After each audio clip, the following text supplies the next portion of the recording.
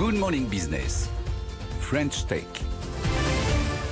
La French Tech avec une histoire très singulière ce matin, puisque nous recevons Mathieu Géhin, le cofondateur de Solindro. Bonjour Mathieu Géhin. Bonjour, merci de me recevoir. Avec plaisir, parce qu'on sait que vous êtes... Alors on va prendre ce dossier avec des pincettes, parce qu'évidemment on va pas prendre parti. L'affaire est désormais devant les tribunaux, mais vous accusez vos investisseurs, les fonds d'investissement qui vous ont rejoints au fur et à mesure de l'aventure, une partie d'entre eux, de vouloir carrément vous évincer, vous sortir à vil prix, c'est-à-dire de racheter vos actions au prix d'émission, c'est-à-dire 1 alors qu'elles en valent par exemple 100 aujourd'hui, c'est à peu près l'ordre de grandeur d'ailleurs, dans ce que je dis, et vous les accusez de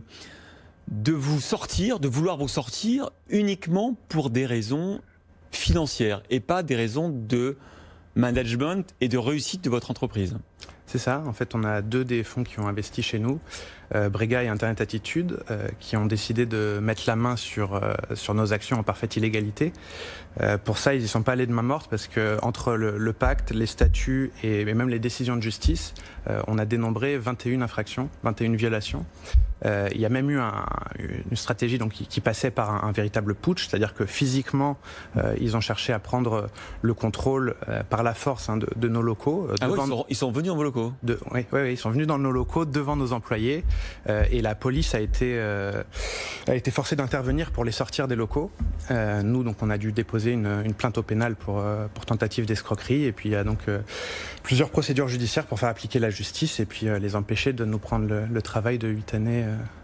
8 années depuis 2012. Mais qu'est-ce qui a déclenché ça? Vous étiez en processus de cession, c'est ça? Comment ça s'est déroulé ces derniers mois? Alors, effectivement, on avait un processus de cession qui a été enclenché fin 2019. On avait mandaté une banque d'affaires pour ça. Il faut juste rappeler votre aventure. Solindro, c'est la lingerie masculine, des sous-vêtements en ligne, avec 300 000 clients. 7 salariés, et donc en 2019, quelques années après avoir créé le site, combien d'années? Ça fait 8 ans. 8 ans. Fin 2019, vous cherchez un repreneur. C'est ça. En fait, c'est un horizon de liquidité qui est prévu, parce qu'en fait, quand vous faites rentrer des fonds d'investissement à votre capital, eux, ils ont besoin de sortir pour récupérer l'argent et le rendre, bien sûr, à leurs souscripteurs. Ouais. Et donc, il y a un horizon de liquidité qui était prévu à fin 2019 et début 2020. Et donc du coup on a commencé ce processus de cession où il apparaît en fait, il faut savoir qu'une start-up dans l'e-commerce est valorisée à peu près une fois le chiffre d'affaires, et nous on va être sur 7 millions d'euros cette année, donc en fait on était à 7 millions d'euros, ce qui est en dessous des 9,2 millions d'euros sur lesquels Internet Attitude et Brega ont investi au dernier tour. D'accord, vous avez été valorisé 9 millions. Je me fais l'avocat du diable, je me mets à la place d'actionnaire, ils disent écoutez, nous on avait une valo à 9 millions, en fait vous n'avez pas fait suffisamment votre travail, vous n'avez pas augmenté le chiffre d'affaires suffisamment, donc vous n'êtes valorisé que 7, donc nous, dans l'histoire, on vous sort. Oui, alors il y a quand même des accords, des statuts, un pacte d'associés, et tout actionnaire, petit ou gros, doit le respecter. Mais ce qu'on voit, c'est qu'on a en France des fonds qui pensent que si à partir du moment où ils arrivent à réunir collectivement plus de 50%, là on a 51,63% des actions, ça les affranchit de respecter leurs accords et voire les décisions de justice. Donc c'est particulièrement inquiétant, sachant qu'on parle dans le cadre Brega, d'un fonds qui est financé par la BPI, qui est financé par le Fonds européen d'investissement ou par le Crédit Agricole. Qu'est-ce que vous dit par exemple Nicolas Dufour, que j'imagine que vous avez essayé de le contacter? Alors on a envoyé effectivement un courrier à la BPI, alors j'ai pas personnellement la chance de pouvoir discuter avec lui là-dessus. Moi je pense qu'ils sont conscients donc, du dossier, qu'ils doivent regarder. Après j'imagine que c'est quand même un temps long parce qu'il faut creuser les choses. Mais j'avais cru comprendre que le tribunal avait ordonné une médiation entre vous et les actionnaires. Alors, effectivement, il y avait une médiation qui était prévue jeudi dernier. Et en fait, il s'avère que les Brega Internet Attitude ne sont pas venus à cette médiation. Ils ont même fait savoir qu'ils comptaient ne pas respecter l'ordonnance de justice qui avait demandé la nomination du mandataire ad hoc chargé de cette médiation. Ils ont dit ça quoi, par écrit? Par écrit, effectivement. Ah, ils ont... Ouais. Bon. Donc ils ont fait savoir par leur avocat plus précisément. Vous les attaquez pour escroquerie, notamment, vous les poursuivez. Vous réclamez quoi en fait? Vous attendez quoi de ces poursuites? Alors ça va vraiment dépendre de la justice. Malheureusement, rien n'est jamais garanti. C'est-à-dire que non seulement, nous, on va demander forcément la nullité de toutes les actions qui ont été entreprises jusque-là. Malheureusement, vous êtes jamais, quand bien même vous êtes dans votre droit, on vous garantit jamais que vous pouvez revenir en arrière.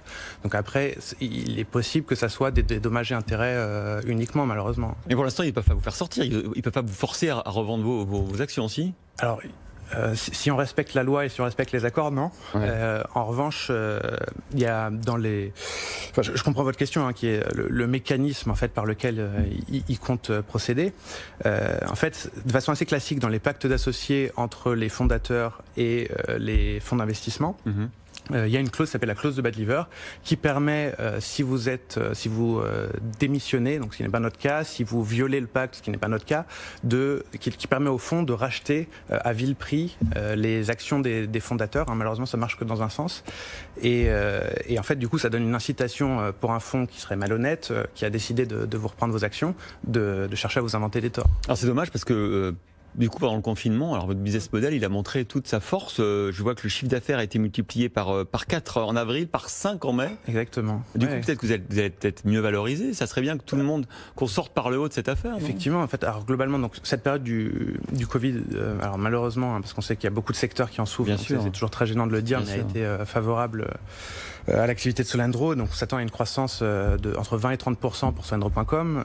Donc, effectivement, ça peut avoir un impact favorable sur la valorisation de l'entreprise. Mais ça dépendra des négociations, bien sûr, qui seront en cours. Merci beaucoup, Mathieu Géhin. Merci beaucoup à vous de me recevoir. Venu ce matin. On donnera des nouvelles de la suite de la procédure. N'hésitez pas à nous communiquer. On lira dans les journaux ce qui se passe, où on en est sur la procédure. Merci beaucoup.